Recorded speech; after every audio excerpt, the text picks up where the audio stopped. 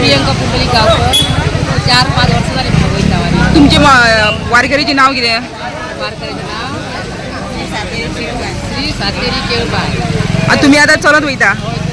तुमकां कितें प्रॉब्लेम जाता वयताना? आमकां काय कळना ते लोकांचे देवाचे हितून. तुम्ही आता कितली बायलां आसा? 30 आसा. वर्साची तुम्ही आता 4 वर्सां जाली वयता कंटिन्यू.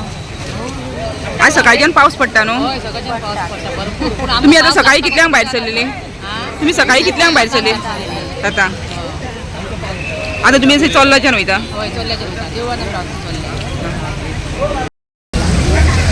रामकृष्ण रिमोली आमची श्री सातेरी केळबाई वारकरी मंडळ करमळी बुद्रुक आम्ही 2017 पासून ही वारी चालू केल्या.